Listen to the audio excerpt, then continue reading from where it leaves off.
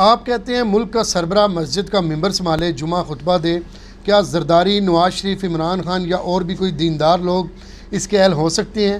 جبکہ ان کے برعکس علماء حضرات بھی ایسے ہی مفاد پرست ہیں یا تکفیری ہیں یا گالیاں اور گندی زبان استعمال کرنے والے ہیں، تو دوسرے مکاتب فکر کو کافر، بدعتی، مشرک وغیرہ کہنے والے ہیں، جو بھی سیاسی جماعتوں کے علماء ہیں، ایسی صورتحال میں کیا کیا جائے؟ اس کا مطلب اس نے جواب تو خود ہی دے دیا کہ اس امام میں سارے ننگے ہیں، چاہے مولوی ہوں چاہے سیاستدان ہوں۔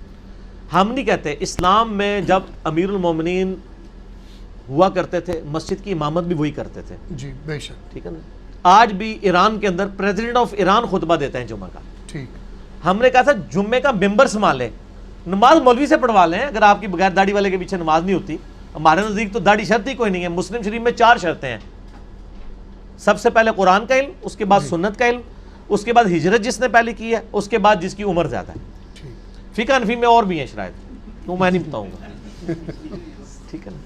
تو صحیح مسلم میں یہ 4 ہی شرائط ہیں، تو اس میں داڑھی تو کوئی نہیں ہے۔ اچھا، داڑھی کی شرط بتاتے ہیں، جھوٹ بولنے کی نہیں بتاتے کہ جھوٹ نہ بولتا ہو۔ جو داڑھی رکھ کے ممبر پہ جھوٹی روایتیں بیان کرے، جھوٹا دین پیش کرے، وہ جھوٹ نہیں نظر آتا، گالی گلوچ نظر نہیں آتے۔ داڑھی میں پورا اسلام داخل کیا۔ داڑھی الگ سے ایک ثواب کا کام ہے، اور ایک مسلمان مرد کے میرے نزدیک، باقی تو سنت کہتے ہیں، میں داڑھی کو مرد کے لیے فرض سمجھتا ہوں۔ اتنی داڑھی کہ اس کی شیپ اتنی بڑی بھی ہو کہ وہ عورتوں سے اس کی مشابہت نہ ہو، چھوٹی چھوٹی داڑھی، یہ فرض ہے۔ مٹھی رکھیں، ہماری تو مٹھی سے بھی زیادہ ہے تو زیادہ ثواب ہے۔ بال چھوٹی چھوٹی داڑھی کافی ہے، شاید افریدی صاحب کی جس طرح کی داڑھی ہے۔ عامر لیاقت کا نام میں نہیں لینا چاہتا تھا، ٹھیک ہے۔ تو داڑھی کے اوپر میرا مسئلہ نمبر 33 موجود ہے۔ وہ کیا بات ہو رہی تھی جس سے میں یہ اس طرف گیا ہوں؟ وہ کہہ رہے ہیں کہ وہ ممبر کس کے والے ہو۔ تو میرے بھائی، سیاستدانوں سے کم از کم یہ خطرہ تو نہیں ہے کہ وہ کفر و شرک کے فتوے لگائیں گے، اور باقی کہنا انہوں نے تو چلیں پازیٹیولی بات کی ہے میرے سینس کے مطابق، ورنہ یہ کہتے ہیں کہ جی علماء جو ہیں ان کو چاہیے، تو علماء بھی یہی کچھ کر رہے ہیں۔ کیا کوئی بریلوی اجازت دے گا کہ اس کی مسجد کا جمعہ کوئی اہل حدیث آ کے پڑھائے؟ نہیں، وہ کہے گا گمراہ ہے، اہل حدیث بھی یہی کہہ دے گا۔ تو علماء تو ایک دوسرے کو بھی گمراہ مان رہے ہیں، تو اگر سیاستدان کر رہے ہیں تو کوئی ایسی بری بات نہیں ہے۔ آپ کا کرنا زیادہ برا ہے، کیونکہ آپ نے اسلام سے اخلاقیات نہیں سیکھے، آپ تو اسلام کے ٹھیکیدار تھے، آپ کو تو یہ نہیں کرنا چاہیے تھا۔ تو حکمرانوں کو تقریر کرنی چاہیے۔ پریزیڈنٹ آف ایران تہران میں خود جمعہ پڑھاتے ہیں، لاکھوں لوگ جمعہ پڑھتے ہیں، ہزاروں نہیں، لاکھوں۔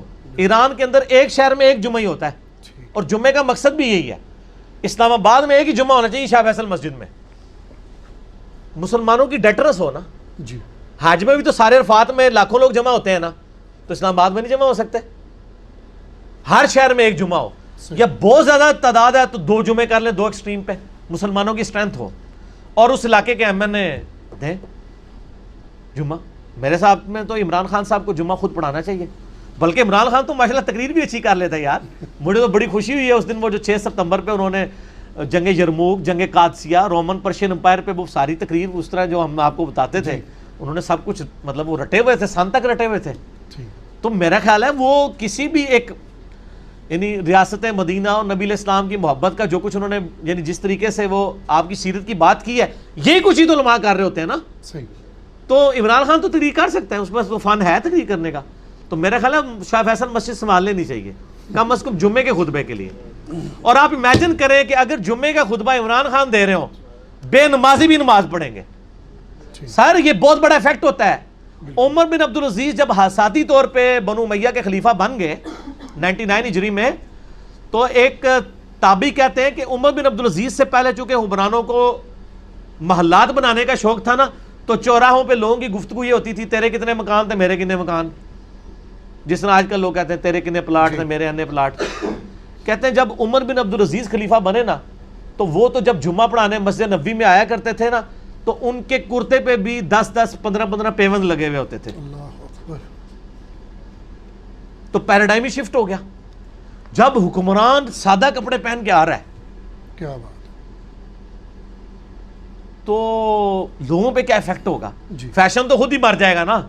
مجھے بڑی خوشی ہوئی اس دن عمران خان صاحب جب ملے ہیں اس کو، وفاقی ان کا جو وزیر خارجہ ہے امریکہ کا، تو سمپل اس نے کاٹن کا سوٹ پہنا ہوا تھا۔ تو سر اب پھر سمپل کاٹن کا سوٹ پہننا ہی جو ہے نا یہ فیشن بن جائے گا۔ جب آپ کہیں گے میں نے 40 لاکھ کی گھڑی پہننی ہے، ٹھیک ہے جی، میں نے 15 لاکھ کا پرس رکھنا ہے اپنے پاس، اور میں نے جناب وہ 10 لاکھ روپے کی جوتی بنوانی ہے، اور میں نے جو ہے وہ اس قسم کے پینٹ کوٹ سلوانے ہیں مہنگے مہنگے، تو پھر ظاہر فیشن نیچے ٹرانسفر ہوگا. اب لوگ کہیں گے یار سب سے بڑی پوسٹ پرائم منسٹر کے پاس ہے، وہ بھی تو سمپل ایک کاٹن کا کرتا ہی اس نے پہنا ہوتا ہے اور شلوار پہنی ہوتی ہے اور اوپر واسکٹ پہنی ہوئی ہوتی ہے سادہ سی، تو خود بخود فیشن وہی بن جائے گا. تو عمر بن عبدالعزیز کی وجہ سے وہ تابعی کہتے ہیں بعد میں یہ حالت ہوگی کہ چوراہوں پہ لوگوں کی گفتگو یہ ہوا کرتی تھی کہ اس مہینے تو نے کتنے نفلی روزے رکھے اور کتنا قرآن پڑھا. گفتگو چینج ہو گئی، کیونکہ جب باتیں حکمران تو اوپر سے نیچے چیزیں ٹرانسفر کرتی ہیں، یہ فیکٹ ہوتا ہے. ٹھیک ہے نا جی، اس لیے ہم کہتے ہیں ممبر جو ہے نا ان کے حوالے کریں، نمازیں آپ پڑھائیں، ایک مولوی رکھ لیں ساتھ جو اچھا قرآن پڑھ لیتا ہے، نمازیں پڑھائیں، ورنہ آپ ہم سے رابطہ کریں، ہم آپ کو دے دیں گے بندے، کیوں نہیں ہیں. ہر شہر میں جو ہے وہ علمی کتابی لوگ موجود ہیں جو نماز بھی آپ کو قرات کے ساتھ صحیح پڑھا کے بتا دیں گے، تنخواہ بھی نہیں لیں گے. ٹھیک ہے نا جی، انشاءاللہ تعالی. تو ایم این ایز اور ایم پی ایس کو کوئی مسئلہ نہیں تیاری کرانا ہے. وہ انہوں نے بھی ایک کتاب رکھی ہوئی ہے 12 تقریریں، ہر وہ 12ویں جمعے ریپیٹ ہو جاتی ہے. تو یہ تو M N A M P S جو ہیں یہ آج کل کے جو ینگ ہیں بی اے پاس ایم اے پاس، ان کی تو بڑی کیپیبلٹی ہے.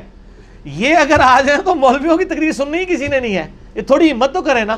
ٹھیک ہے نا جی. تو مشکات خرید لیں، قرآن پاک ایک ترجمے والا لے لیں اور ایک طرف سے شروع ہو جائیں. ٹھیک ہے، تو آپ دیکھیں آپ جیسا جمعہ کو پڑھا نہیں سکتا، انہوں نے کسے کہانیاں پڑھانی ہے.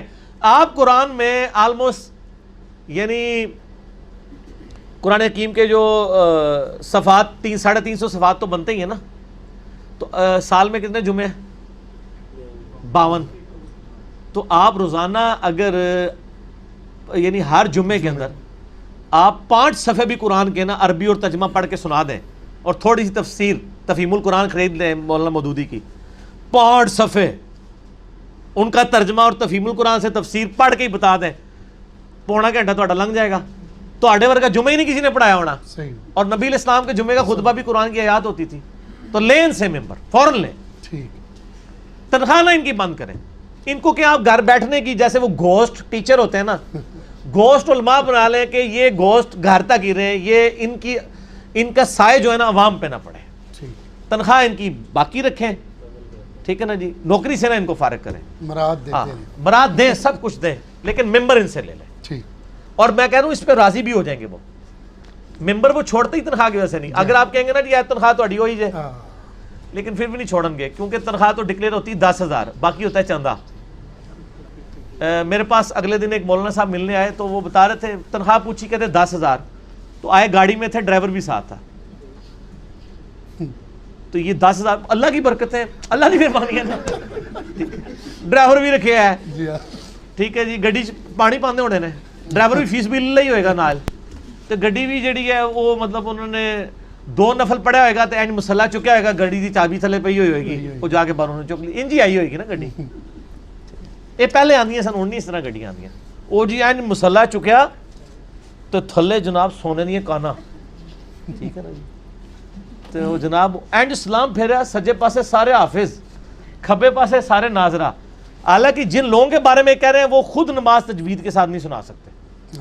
لوگوں کو بنانا بڑی دور کی بات، جھوٹ، سب کچھ جھوٹ ہے. اس طرح ہوتا تو صحابہ کرام بیچارے پورا دن نبی علیہ السلام کے پاس شاگردگی صحابہ صبح اختیار کرتے. حضور بھی ایک نگاہ مار کے صحابہ صبح نو کہتے میرے پیچھے نماز پڑھو نا، سجے پاسے والے سارے حافظ ہو جان گے، کھبے والے سارے ناظرہ. نا انج نہیں ہوتا.